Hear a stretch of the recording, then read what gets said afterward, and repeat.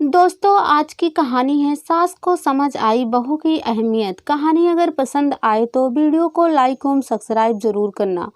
रेणु का विवाह उस परिवार के इकलौते लड़के मुकेश के साथ हुआ था।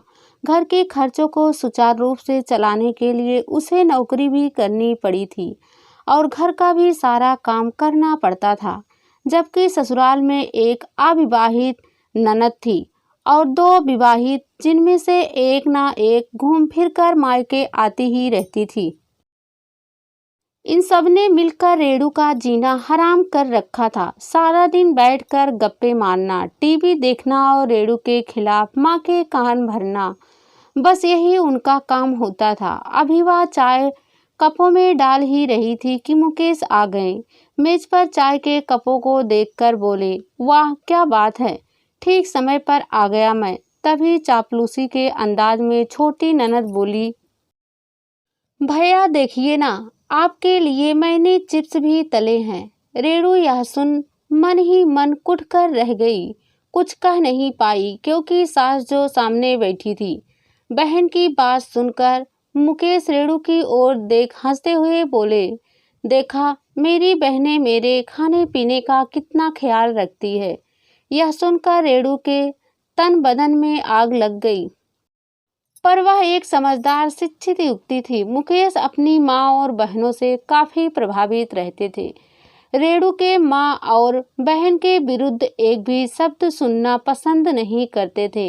भैया शाम के खाने में क्या बनाऊं? छोटी ननद बोली, ऐसा करो कि आलू के पराठे और मटर पनीर की सब्जी बना लो। मुकेश ने उत्तर दिया। रेणु मन ही मन भन्ना गई कि बातें तो ये ऐसी करती है कि मानो सारा काम यही करती है, जबकि हकीकत तो यह थी कि इनको करना धरना कुछ नहीं होता सिवा मुकेश के सामने चापलूसी करने की।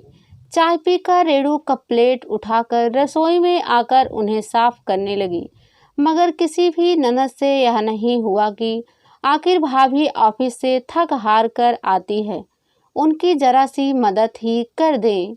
रेणु को अपमान का घूंट पीकर चुप रह जाना पड़ता था।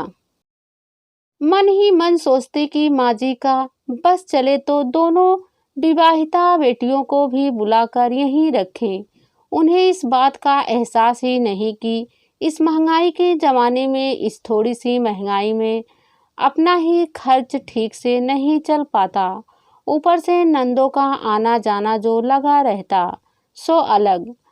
पर इन सब बातों से उन्हें क्या मतलब?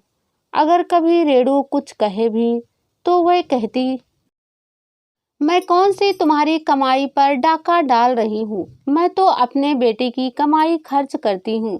आखिर वह मेरा बेटा है, उस पर मेरा अधिकार है। मुकेश तो इन मामलों में बोलते ही ना थे, ना ही वह जानते थे। वे तो माँ के सामने हमेशा आज्ञाकारी बेटा बने रहते और माँ जी उनकी कमाई इसी तरह लुटाती रहती। रेणु ने रसोई में आकर प्रेस कुकर में आलू चढ़ा दिया। तभी छोटी ननद आकर बोली, भाभी मैं भी सीरियल देखने जा रही हूँ, बाकी काम आप निपटा लेना। रेणु ने मन ही मन सोचा कि यह तो उन लोगों का रोज का काम है, बस भैया या फिर उसके मायके से कोई आ जाए तो दिखावे के लिए उसके इर्द गिर्द घूमती रहेगी। खैर यह कोई एक दिन की समस्या नहीं है। और उसने अपने विचारों को किनारे झटक कर एक चूल्हे पर सब्जी चढ़ा दी और दूसरे पर पराठे सेकने लगी। इधर उसने पराठे सेक कर खत्म किए कि सब लोग खाने बैठ गए। सबको परोसने खिलाने के बाद जो कुछ भी बचा उसे खाकर वह उठ गई। रात काफी देर तक बर्तन आदि साफ कर जब वह अपने कमरे में पहुंची तो मुकेश जाग ही रहे थे। वह कोई पत्रिका पढ़ने में तल्लीन थे। रेणु को देखकर बोले, आज तो तुमने काफी देर लगा दी, जल्दी आ जाती तो घर के ये काम कौन करता? क्या घर में माँ और बहनें हाथ नहीं बटाती? पहले कभी हाथ बटाया है जो आज बटाएंगे? रेणु ने उत्तर दिया, क्यों तुम हमेशा झूठ बात कहती हो?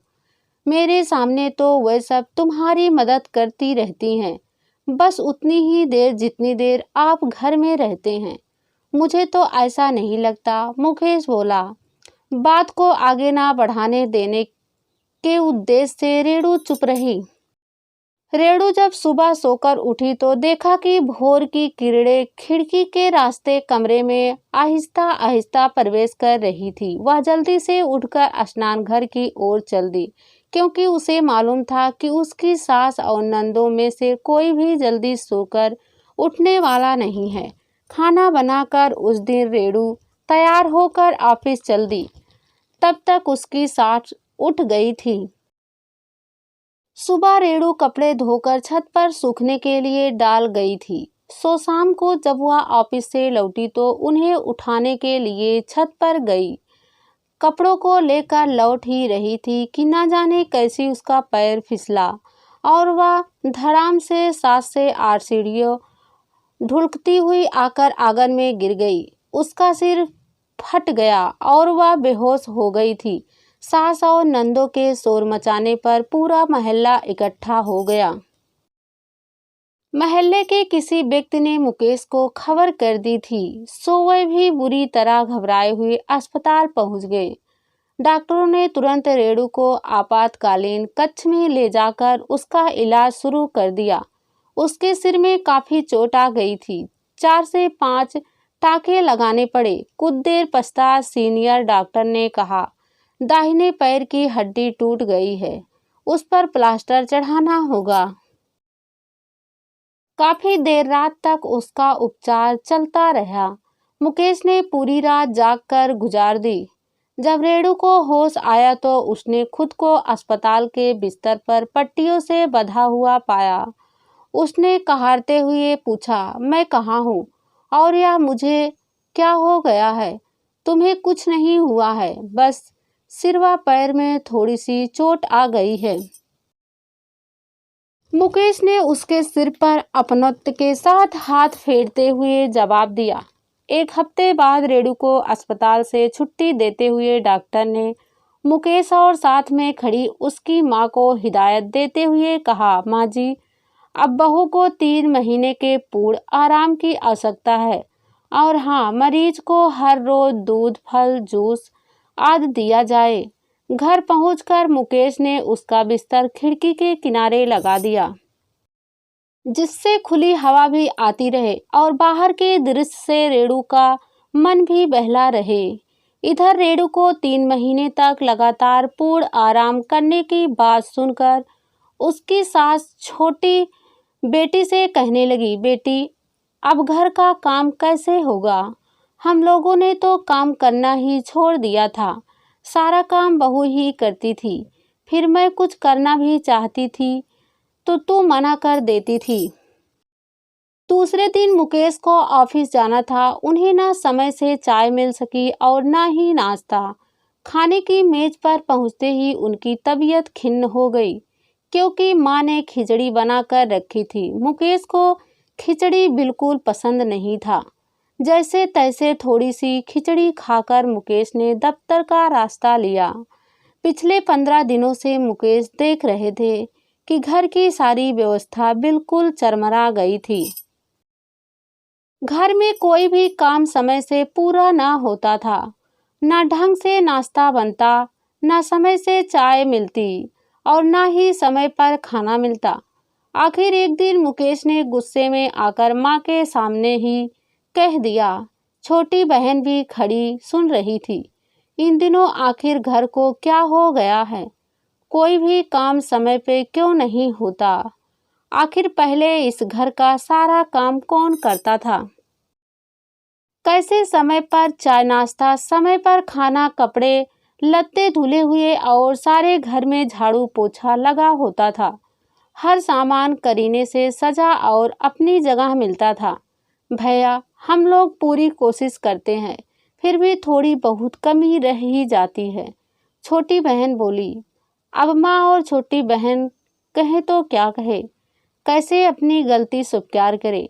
अपनी गलती स्वीकार करने का मतलब था कि इससे पहले वह रेणु के साथ दुर्व्यवहार करती थी, मगर अब झूठ का पर्दाफाश होना ही था।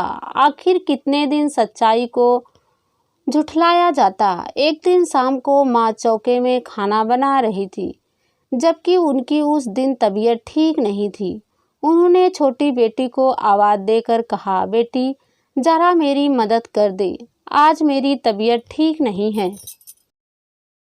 बेटी रानी आराम से लेटकर टीवी पर फिल्म देख रही थी। उसने वहीं से लेटे लेटे उत्तर दिया, क्या माँ, थोड़े से काम के लिए भी पूरा घर सिर पर उठा रखा है। जरा सा काम क्या करना पड़ा कि मेरी नाक में दम कर दिया है। अपनी ही जाई संतान का टके सा उत्तर सुनकर माँ का चेहरा उतर गया। उन्हें अपनी बेटी से ऐसी आशा ना थी। वह सोचने लगी कि रेणु है तो बहू पर उसने कभी भी उनकी किसी बात का पलटकर जवाब नहीं दिया। हमेशा माँ जी कहती, उसकी जबान नहीं थकती, जबकि वह हमेशा उसके हर काम में नुक्ताचीनी करती। इन्हीं बेटियों के कहने पर वह रेणु के साथ दुर्व्यवहार करती, छींटा कसी करती। अब तो वह बिस्तर पर पड़ी है, उसके साथ जिद करना गुनाह होगा। फिर बहू तो बेटी ही होती है। माँ जी खाना बनाते हुए सोचती जा रही थी कि रेणु भी आखिर किसी की बेटी है। फिर उसने इस घर को सजाने संवारने में क्या कमी छोड़ी है। मुकेश तो सारा दिन घर पर रहता नहीं, और यह छुटकी सारा दिन इधर उधर कूदा करती है। कल को इसकी शादी हुई नहीं कि फुर्र से चिड़िया की तरह उड़ जाएगी और रह जाऊंगी मैं अकेली। फिर मेरी सेवा कौन करेगा। बुढ़ापे में तो बहू को ही काम में आना है। कभी कोई हादसा हो गया तो सिवा बहू के कोई देखभाल करने वाला ना होगा। बेटियों का क्या, 2 से 4 दिनों के लिए आकर खिसक लेंगी, काम तो आएगी बहू ही। तो फिर असली बेटी तो बहू ही हुई।